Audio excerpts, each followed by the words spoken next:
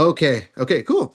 Very good. Well, hey, welcome everybody to our second regional meeting for the year 2025.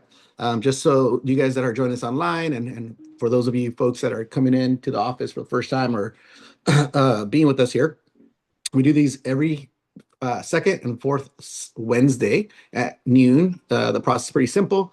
You could either join us on Zoom, like some of you guys are, or in person, grab some lunch, roast some elbows, network, get some encouragement, maybe put a deal together with your peers.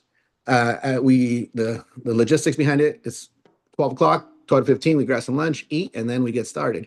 This is my favorite part of the month or my turn because my last time. Next month we'll be working or listening to Diane out of Merced. I will be in person in Modesto. So excited to hang out with the group out there. Typically, the way we work it we're going, I just want to highlight some corporate or kind of top level events. We are honored to be able to get Jimmy Burgess over to us, and he will be presenting to us on AI Essentials for 2026. Those of you guys that don't know or have heard of Jimmy Burgess, I believe I'm pronouncing his name right. He is actually our chief training officer for Berkshire Hathaway, not just Drysdale Properties, but Berkshire Hathaway as a whole, as corporate. So he is a big time trainer, super inspiring, encouraging, knows his stuff. So if you can register for it, right? In the recap email that I'll send out my slides, and I'll also send out a flyer that we have and his intro video to what he's going to be doing. And then just register for it's February 19th at 11 a.m. It will be webinar format. So then as offices, we will be putting it up on the screen, and it'll be the same deal. We're not going to skip our regionals because it happens to land right in between. But again, it's encouraging. Just come in and hang out and listen to it and learn some stuff, or watch from your house, but don't miss it. Now, something that's coming up, which I'm super excited about, we're having our national sales convention. This year happens to be in Nashville. Never been to Nashville, so it'll be my first time. I'm ready to go put my boots on and go eat some good barbecue, listen to good country, and visit a couple honky tonks. So for Oh, actually, yeah. The highlight of it is Tim McGraw will be doing our benefit concert, which is on Tuesday. So if you buy a ticket, you get to access that concert. It's pretty cool. We are pretty far into the registration process. So what that means is prices are not what they were last year. I think we were getting 495 or 450, 485. Yeah, but it doesn't mean you can't join, right? What social registration means for the right down there is if you have a spouse or a partner or significant other that you'd like to bring, that's their cost to attend the event, and then they also get access to the concert, right, Christine? I think Yeah. with the price, right? To the like corrections. Yeah. So yeah. I mean, I'd encourage that at the very least. And Monday night too, again, Monday night too. Yeah, I guess there's events Sunday, Monday, and Tuesday. Yeah, so one of it's company event, and the other ones are being part of the convention. If you haven't been to convention, I mean, there's thousands of people there, thousands of real estate agents. You get to meet a whole bunch of folks. Again, I think the biggest thing when I go to these events is that we meet people from outside of the area that are doing some crazy amount of business that we didn't even think is possible. I mean, if that's just not inspiring, then I don't know what is, right? For example, one event I used to go to was a Superstar Retreat by Mike Ferry. I mean, I was meeting people sitting right next to me in the audience, not even the special seats. They were doing 185 units, 200 units plus, right? So when we think about production and how where our Roger company lies, like you get to work with those folks and ask them what exactly are you doing to get to that point, right? Because there's always systems. There's always systems that help you generate and get through business better, more efficiently, and more effectively, right? And that's exactly what we're going to talk about today. We're going to be going over open houses, right? So when we think about open houses and the way we are working them or whatever it might be, it's almost like you know people's old school way of like, hey, I'm going to get a listing, I'm going to put it on the market in the MLS, I'm going to put a stake sign in the front yard, and then I'm going to pray to the real estate gods and hope that it sells. right? We do that similarly when we're looking at open houses, where we go out there, we find an open house, we put some signs out, and then what are we doing, right? What are we doing? We're waiting at the open house, hoping or praying that people show up, right?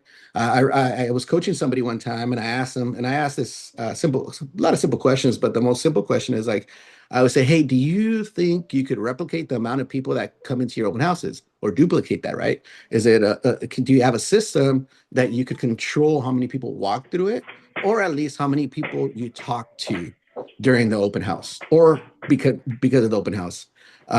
For you guys out there, I can't see you because I don't know how to control it, but that's a question for you as we're walking through this, is like, can you really determine how many people you're going to talk to? Because this business is about talking to people about real estate. It's as easy as that.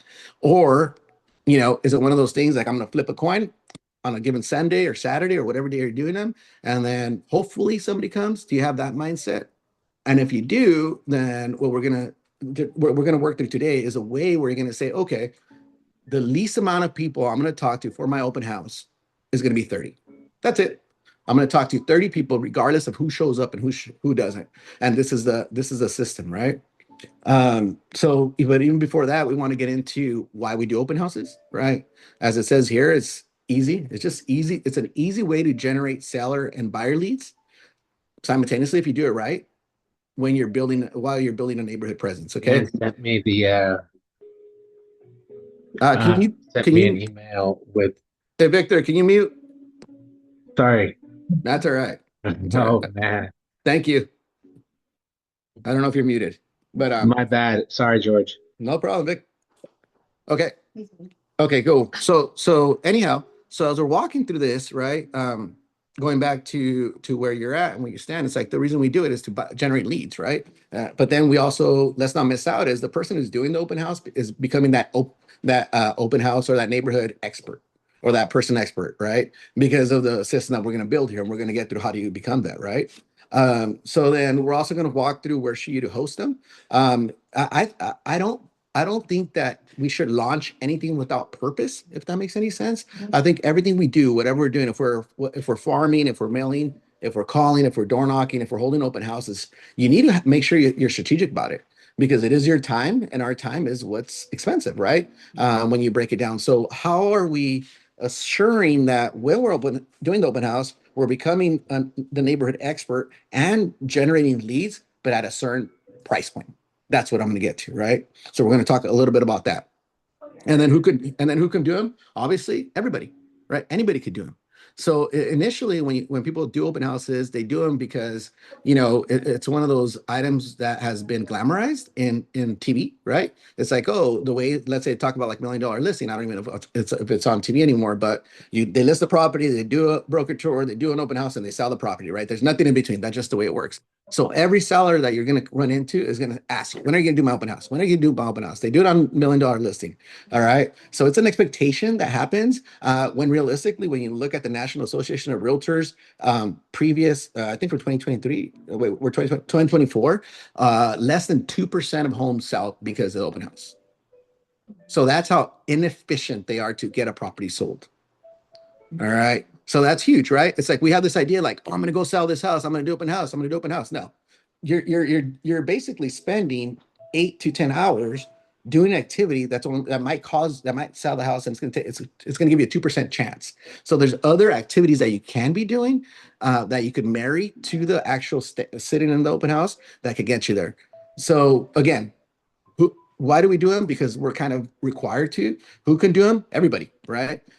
But again, it becomes one of those things like, let's take from being the retail brokerage doing open houses, meaning when there's two types of salespeople, there's inside and outside, I guess you could say. So like, let's think about retail businesses. Retail businesses, people walk in because they have a product that they want to buy, and outside salespeople are going to find those folks that want to buy a product that they have to sell. All right. So we're going to do both with the open house today. Does that make sense to everybody? And can you hear me clearly? And again, I'm sorry, I can't see thumbs up or anything like that. So if you could just chime in, Ark. I think you're closest to computer. Yeah, we can hear you. Okay. Does anybody have any questions? No. All righty. Okay, moving on then. Okay, this kind of breaks it down a little bit further, right? And we talk about strategy. And if you guys have noticed, All my presentations will be on strategic approaches and very actionable, as they say, and it's less theory. It's less like, oh, like maybe we could do this. No, it's like you could do this, and this is the way you do it. That's really the I put frameworks behind most things, right? So you have to choose the right location and timing for maximum exposure, right? It's so it becomes one of those items where if you know, let's say, I'll give a good example where I live. I live in the city of Los Banos. We know that we lose, according to the fire department, we're losing over 65% of our population to jobs over the hill going to the bay, okay, on every weekday. Does that mean that it's going to be fruitful for me to do an open house or strategic during the week? No. No, it's not. It's not going to produce much fruit because you're losing 65% of the population. But we also know that on the opposite coin, we have all these families coming in during the weekend when they're not working to look at houses here. So when would be the best day to do my open house, right? On the weekend. Now, and then you can break it down even further from there, right? If you're going to do it on a Sunday and based on your community, if you know that you have a high population of people that go to church, are you going to be hosting open houses when they go to church? Absolutely not. Because again, they're going to be in church. You're going to miss that window. So you start thinking through that. Each market is a little bit different. So find the demographics, right? And then figure out, okay, now that it's there, when should I do it? And then where should I do it? We're going to get into it, right? Obviously, we're going to market the open house pre-open house aggressively. I always say we deploy, well, right here, it's a multi-channel campaign 3 days before you actually have the event, right? Because it takes time to prepare if you're going to do it right. The last thing you want to do, and then I'll go over it, is be the person who runs into the office. Your open house is 1 to 4, and you run into the office at 12:55 to pick up your flyers, and you still have to go put up your signs, and then you get to the open house 5 minutes later, 10 minutes late. You're frazzled, you're sweaty, your makeup's all messed up, you're thirsty, and now how do you think you're going to treat clients? Terrible. Exactly, and they feel it, right? So then, if this is your job, or if this is your dedicated career or business, as we call it, then let's make sure that we plan and execute beforehand, right? We're gonna go over executing the 5-5-10 rule, or I guess I could say marketing strategy. I'll get more into that when we unpack it a little bit further. And then again, and this is about maximizing the day, which is being ready strategically.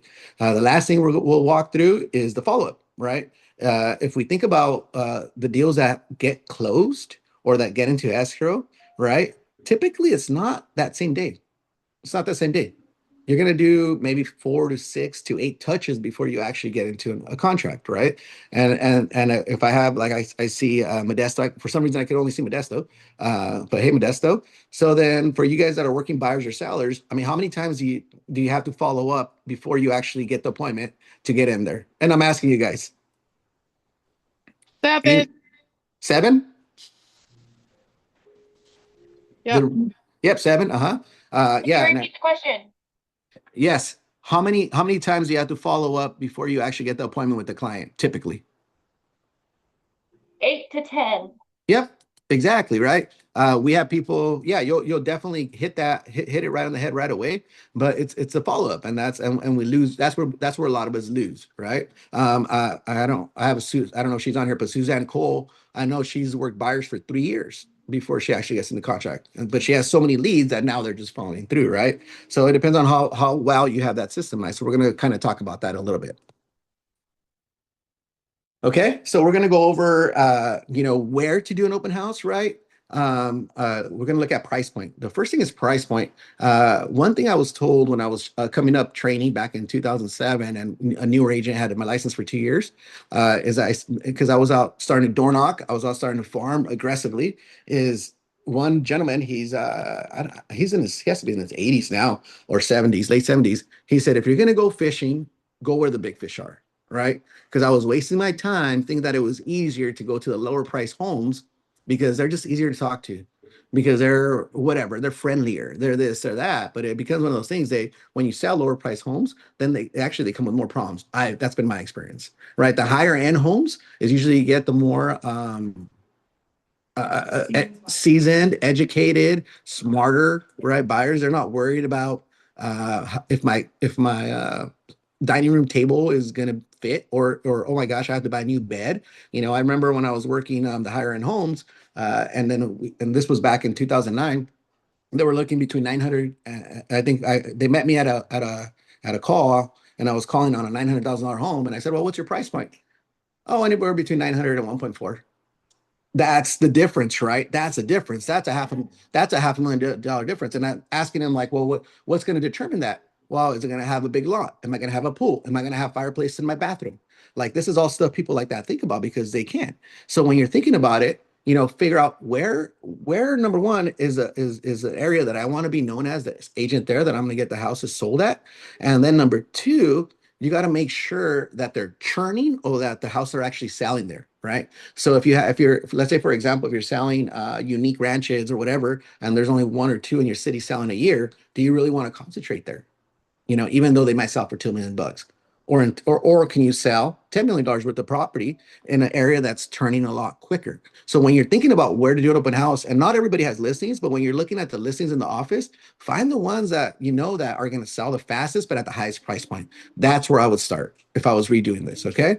And then you break it down even further. You go, okay, so now that we got, 20 listings of houses that are selling fast, houses that are selling high, now we're going to look at high traffic areas.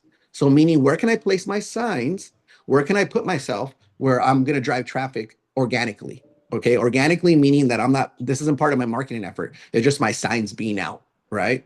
And then again, because make sure that there's ample parking. Because if you're really going to drive traffic, you want to make sure they could park. Easy as that. And we're going to talk a little bit about organic anchors in the next one as for an example. Okay. So here's a house that's for sale in the city of Los Banos. Okay, it's on Madison. This is what we call the old presidential kind of like the buy and die area that I've heard. You buy there, your average house is selling probably about 500, 525 or something. Our average sale price is 430. It's a little bit higher, but we know when houses come up there, they sell quickly. Okay. So then what I did is I said, okay, well, where would I be doing open houses now? It'd be an area like this because I know they're going to sell quickly. I know that I could place my signs in a high visible area. And I'll give you a good example is you're only a couple blocks away from the high school. You're only a couple blocks away from the Highway 152, Highway 152, I think now gets almost 40,000 cars a day passing through it. And then if you look to the left of the screen, well, my left, which is I'm looking at it, you have the biggest church in the city of Los Banos.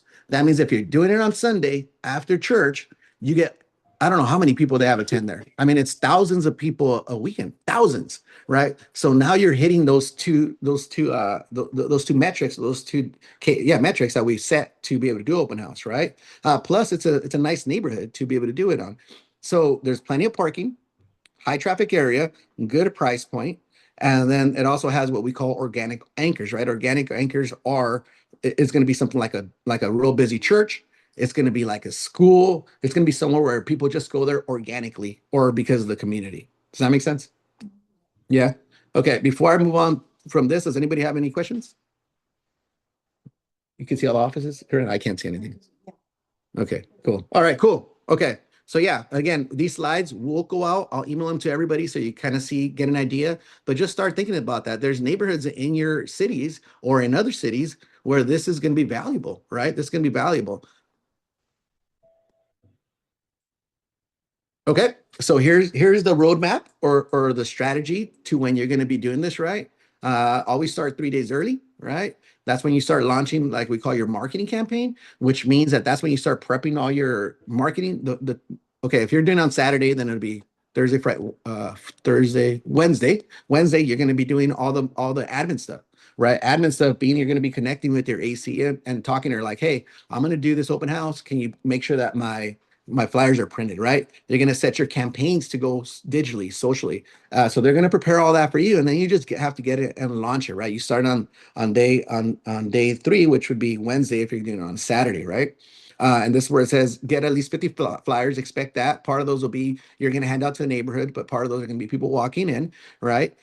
Make sure you leverage the digital tools. It's so cheap to generate leads now with Sochi and like Facebook boosting that you go on to the resource center, you plug in your open house, you launch it for $60, and then you start getting a bunch of leads. I believe it costs like $7 a lead. That's the way they averaged out. For every $60, you're probably going to get 8 or 9 leads, right? I think that something like how they can still do that. Yeah, absolutely. And a good point from Christine, thank you, Christine, is that let's say you're doing an open house for I think I see Kimberly there in Out of Modesto.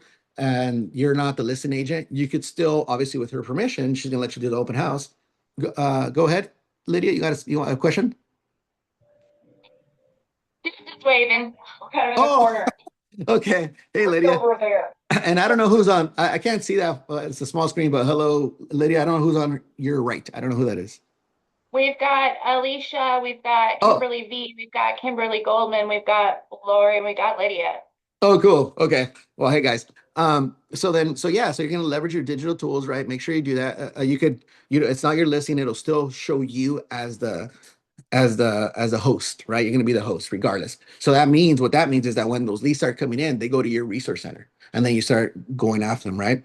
One thing that I don't know how many of us do this, and this is kind of weird the way it's framed out here, but what we forget is our database. I know I did that when I was doing it, but man, if you're hosting an open house, call all your folks, even call your folks in the area, out of the area, the people that like you, and just sit down and check in with them. It could be a simple call. Yeah, it could be a simple call. Like, like let's say I got Adriana sitting in front of me. I've known Adriana now for a year or so, but let's say I know her, I met her somewhere else and we just hit it off. She actually owns a construction company. We did some work together. You know what I would do is take all those folks that you're talking to, or all those centers of influence that you haven't talked to, and let them know that you're doing business again. So it'd be a quick call, like, hey, I'm going to ring you up. I'm going to say, ring, ring. Adriana's going to answer. I'm going to say, hey, Adriana, it's George. How are you? Oh, I'm doing good. How are you? Get a little chit chat out of the way, right? Hey, well, the reason for my call, you always give it to them so you cut it short, is because I'm hosting an open house this Sunday at 123 Apple Street, Adriana. And I was wondering, do you know anybody that's looking to move back into Los Banos if they're not from their area? Or do you know anybody in your family that's looking to move Los Banos? Ah, no, I don't. Hey, can I text you a flyer of my open house just in case you run into somebody? And would you hand it over? Great. Yeah. Okay. Boom. That's a contact, right? You've asked for a thing. So make 30 of those calls or 100. I don't know how many people you guys have in your database, but it's an easy way to connect with people that you haven't talked to in a long time, to let them know that you're still in the business. Right. Some of us want to passively do it, like through social media, which is great. But this is a direct contact. Again, the more people you talk to, the more people the more likely you're going to close a deal. Okay. Make sense to everybody? Or is it too much work? Just kidding. Don't answer that. Don't answer that. Yeah, exactly. Christine said it's too much work. Yeah, but you're closing almost 60 deals a year. All right. I get it.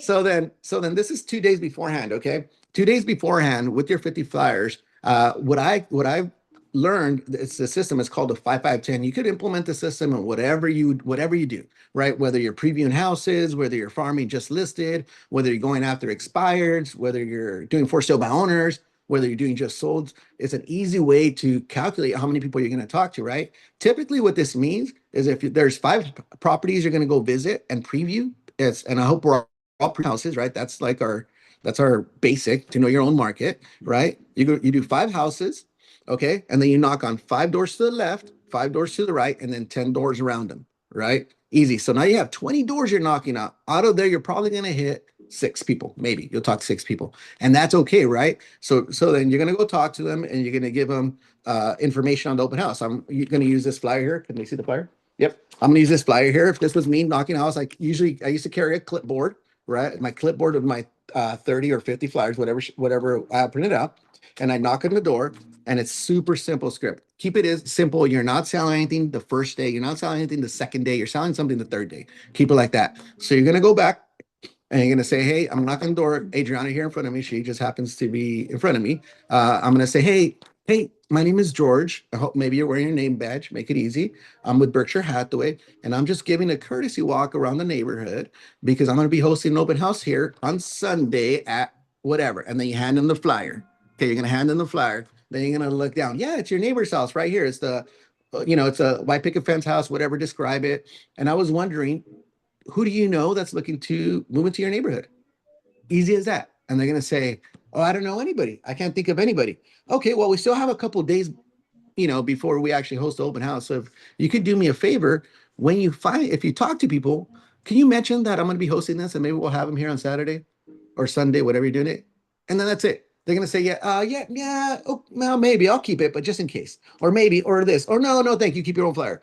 That's okay. Don't fight them on it, right? You take it back if they do that, and then you move on. You thank them. Hey, Adriana, well, I'm not going to know your name, but hey, thank you for taking the time to talk to me. And you know what? Again, If you hear of anybody, just at least there's a sign or whatever. You'll see signs, send them over. If not, there's a flyer. Okay. So then you do that the 48 hours before, and then you do it the night before to the houses that you didn't talk to. So don't leave flyers at the door on folks that you didn't talk to. No, you go back and you try to talk to them. So if you're going to do that in the morning to talk the first, then do it in the evening to try to, and it's the same script. Okay. So then that's it. So the goal is to talk to all 20 neighbors and introduce yourself. Again, you are trying to sell the house, but you're more trying to become the neighborhood expert and generate leads. Really, if you do it this way, and now you have 20 contacts. Now you have 20 contacts in 1 week, right? Statistically, a house is going to list when that one sells within, I think it's like 2 months, within a quarter mile. So you want to be there and you want them to know who you are and what you're doing. Okay. Not just put up your signs.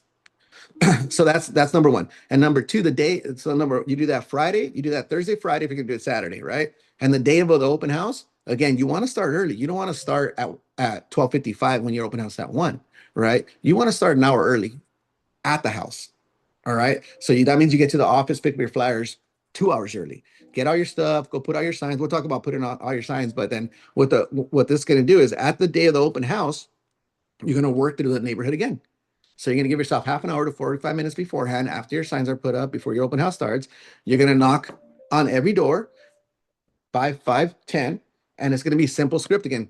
Hey, it's you again. I'm glad you answered because I just want to remind you that we're going to be having an open house here today in an hour. And there's probably going to be a lot of traffic. So if anybody parks on your lawn, give me a call. Okay. All right. Thanks. And that's it. You see, she chuckled, and that's what happens. They chuckle, right? It's like a little lightning. And then you go, right? And then you go around. So now again, you're becoming that, as I like to say, it's like, there's a reason people know Nike, the swish, because it's repetition. Repetition is recognition. There's a reason people do billboards. Repetition is recognition. Does it drive business? No, but then they get to see you often, and then now subliminally they're in the back of their head. So, anyways, so that's the 5-5-10. Again, you could put that into work with anything you do, whether it's just listed, just sold, open houses, previewing houses, for sale by owners, expires, notice of defaults, whatever you're doing. It's super simple to do. If you don't feel comfortable with door knocking, Daryl Carr, again for the Orange Coast title, will get you those numbers for 6 cents of the neighbors. If you want to do it that way, that's fine. Sit in the office and call. Why not? But just make the contacts. That's it. Okay. Does anybody have any questions about that? Nope. All right. Okay. It starts getting a little bit faster after this. Okay. So yeah. So with this, again, with sign placement, you want to have signs out as early as your city ordinance will allow you. Right. Because again, it's exposure. Even if you're not there, you could put a little sign that says open house with the arrows and then 1 to 4 or whatever you decide to do it at. Right. But you want to get them early as possible. If you have a teenage, send them to go do that. If you have a husband, send them to go do that. If you have someone that's going to do that for you, send them to go do that early in the morning. Put my signs up. Here's where they're going to go on every corner. I would say to try to put as many signs as possible. If you do have access, 10 to 12 signs at least. So not 3 signs, 10 to 12. You want to just pummel the street with Berkshire Hathaway signs. And if this is a strategy you're going to be using for your own business, then I would suggest you buy custom signs with your name on it. Because now they're seeing Berkshire Hathaway, but they're also seeing Adriana. Deselli, right? Deselli, and your phone number. It's like, oh, that's Adriana. Oh, she's doing open house again. Adriana's doing open house again. And that's kind of, so yeah, if this is something you're going to consistently do, invest in it. Okay. Again, arrive 20 to 30 minutes early. I would say more like 45. So you can make sure that number one, you talk to neighbors and then the house looks tidy when you get there. While you're in there, while you're waiting, if there's nobody there, pick up your phone and call some leads. Call people and just be like, hey, you know what? I was thinking about you. I'm doing an open house here at 123 Apple Street. And I was wondering if you're still in the market. Why sit there, watch Netflix or YouTube the whole time, or whatever people do at open houses when there's no traffic, when you could just be working. And then here it is, right? It's like repetition equals recognition. The more you show your face and talk to these folks, the more likely you will become the neighborhood expert. Okay, and this is we're wrapping up. One thing that I want to go back here that I missed. I don't know why it's not here. Wait, how do I go back? I don't know how to go back, but in the slide that was a 5-5-10.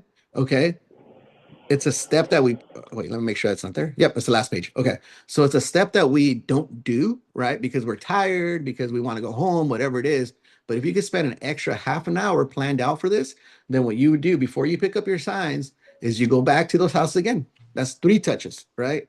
One, I'm going to be having open house on Saturday. 2, I am at the open house. 3 is going to be like, I'm done with the open house, right? So then at this point, the script is just as easy. The script, you knock on the door, you say, hey, it's me again. You know, they're not going to be mad. Trust me on this. It'll be quick. Yeah, no, exactly. That's the way you would feel, right? But not really. If you're friendly and you're just and you're chatty, you know, not too chatty, but friendly enough, you could go and do it because people, especially, you know, if you're likable, I hope so. If you're in sales, I hope you're likable because I'm, you know, I don't know. But anyways, so you go back and you say, hey, Adriana, I'm all done. I'm closing up. I just wanted to make sure that nobody parked on your lawn. Easy as that. And what are they going to say? No one did, but thank you so much. Okay, let me repeat that. She said, no one did, but thank you so much. No, yeah, I'm so happy about that because that'd be terrible. But let me ask you this. You don't know of anybody moving in and you kind of slow it down. But when are you planning on moving? You see, now you're hitting it for the business. That's 3 times. It's not awkward now, right? It's more of a warm follow-up. Because again, if statistically 2 homes are going to sell within the next or list within, I think that is whatever, 2 months, within a quarter mile, why not ask them the question? Why not you be the person they list with? All right? Why not? And then most likely they're going to say, when are you planning on moving? Go ahead. Me? Yeah. Oh, in May. There you go. Easy. She fell easy. She said in May. Okay. But the majority of folks will do a knee-jerk reaction, say, I am not. I am not. I'm not. I'm not moving. Now, if I lived in this neighborhood, I wouldn't want to move either. Every time. Same thing to everybody. I wouldn't want to move either. But it sounds to me, as we talk, that you like to know what's going on in your neighborhood. Yeah, you do. She's shaking her head. Yeah, you do. Okay, great. So then what I can do, instead of you waiting for this, when this house sells, when we sell this house, because we are, for information, why don't you then hand me your phone, give me your information, give me your number, and then I'll text you the closed price so you know. That way you have something to talk about with your friends or your family. Worst thing they could say is, no thanks, I'll just look at it online. Best thing they could do, guess what? Now you have another contact, and now they're part of your database. And then you put a reminder in there for you to, you know, on that house. And you're in these systems that we're going to talk about really quick, like, okay, I need to follow up with Adriana because she wants to know the sold price. And now now you're building your database. And for those of you guys that haven't interacted with me on this level, it takes 30 cold contacts to generate 1 lead. Okay. It takes 5 of those cold leads to generate 1 closing. So it basically takes 150 people to generate 1 closing. A cold, right? But this has been tracked. Centers of influence, past clients, people that you know, 6 to 1. Every 6 contact you make with your past client or centers of influence, 1 closing. Big difference. Big difference. So the goal is to build a bunch of past client centers of influence. So this is the way you do it. Anyways, that's a tangent. Apologize for that, but it's good. It's a good gem. So yeah. So then again, follow up is where deals are made. In Modesto, they say 7 to 8 times. I know people that have been working buyers for 3 years. I mean, Christine, you do a lot of deals. How many times do you have to follow up with somebody before you get a deal? Yes. For listings, yeah. Yeah, it's for Chris. Yeah, Christine's is 5, and that's in person and text or whatever, call, whatever. So it's like she's following up, right? So then this is where you leverage our systems. We have the Bolt Trail, right? That you could put them in there. They could send you automatic reminders. You can make it easy as if you have a notepad and put, you know, what I used to do. Well, no, I'll go over this later, a different day. But you leverage, just use the systems. They automate it. It's easy, right? Once you get a lead, then you're going to send our buyer and seller reports because that's automated. You're going to check in with these folks all the time, right? If you're not going to knock, then make sure you at least call and thank the neighbors, right? If you're not going to do that. And again, you get that list from Doral Card, right? Folks that were nice to you, not everybody, folks that were nice to you. And that you said, hey, this lady was awesome. You know, I got her phone number to get her address and send her a thank you card. Hey, thanks for letting me impose on your weekend. Again, I'm happy that nobody parked on your lawn. You know, I look forward to, you know, connecting with you in the near future, whatever, something simple, and send it to them. You know, and then since you have their number, a week later, follow up. Hey, I sent you this letter. I just want to make sure you received it. Most likely, because it's a handwritten note, they will text you and be like, hey, thanks a lot. That means a lot. Or that was really sweet of you. Okay. But again, only do that for people that you want to engage a lot with. Right. Obviously, for those of us that have open houses and that are generating buyer leads, because we will, if we have everything else, get them pre-approved. That's your next step. You know, if they're not cash, get them pre-approved. Get them pre-approved as fast as possible, and then get them into the next house. Okay. Once you're done with that, and that should be like a Monday, then you should be planning your next open house if this is going to be the strategy. Okay. And then just rinse and repeat every time. Got it? So does anybody have any questions? Los Banos, Modesto, Ripon. Sorry. Anybody I can't see you guys. So if not, you want to see? Ark, No Ainsley. question here. Okay, that was Kayla. Ark, No questions from Merced. thank you, sir. Ainsley. Yeah, that was me. No questions here. Oh, that was you. That wasn't Kayla. I'm sorry. Kayla, are you there? Yep, no questions here. All right. Well, thank you, everybody. Like I said, next in two would be the second Tuesday of next month. It's going to be Diane, and then don't forget to register for the AA Essentials. But other than that, yeah, let's go get them. Let's close some deals. It's gonna